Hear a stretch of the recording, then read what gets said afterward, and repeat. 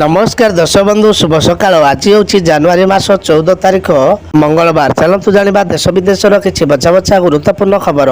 जदि आपने भिडियो को लाइक करना भिडियो को लाइक कर चैनल को सब्सक्राइब करी कमेंट माध्यम जनातु आपण आम भिडियो केउं जिल्लारू देखुछंती। आसिला डेट यही दिन आसब 19तम किस्ती नोट करनियंतु यही तारीख।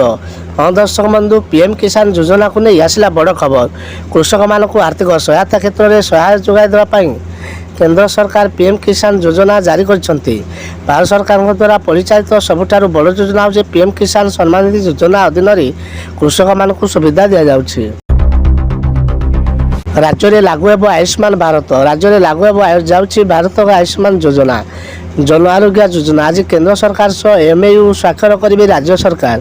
मुख्यमंत्री मोहन चरण मांझी और केंद्र स्वास्थ्य मंत्री जेपी नड्डा उपस्थिति में एमएयू स्वाक्षर हेब। राज्य में आयुष्मान भारत पीएम जन आरोग्य योजना लागू हेले प्राय 3.5 कोटी जन उपकृत हेबे।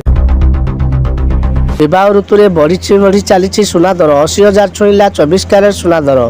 विवाह ऋतु में चिंता बढ़ाई सुना दर कमिबा ना नेउनी। दिनक दिन दर बढ़िबारे लागुछि। सुना दर में वृद्धि गार को चिंतार पकाई। आज भुवनेश्वर में 22 कैरेट सुना दर 73,000 रही बेले 24 कैरेट सुना दर 79,600 टंका रही। केवल भुवनेश्वर नुहे राज्यर विभिन्न सुना दुकान में दर वृद्धि पाई। मकर संक्रांति दिन कहीं उड़ा जाए गुड़ी जानी नथिले 100% लोक। दर्शक बंधु आज हूँ मकर संक्रांति आसूची मकर संक्रांति। सारा देश में यही पर्व पालन हुए एवं तासह आरंभ हो हिंदू नववर्ष तथा ओडिया नववर्ष। तेज मकर संक्रांति अनेक स्थान गुड़ी उड़ाउथिबार आमे देखि थाउ। आरंभ है कुंभमेला। संगम तटरे बुड़ पकाइले साधु सन्त और कोटी कोटी श्रद्धालु। तीर्थराज प्रयाग आरंभ होइछि महाकुंभ मेला। पौष पूर्णिमार ब्राह्म मुहूर्त त्रिवेणी संगम आरंभ होइछि प्रथम पुण्य स्नान। बुड़ पकाई पाप धोइबाकु प्रयागराज रे कोटी कोटी हिंदू प्राण और मन।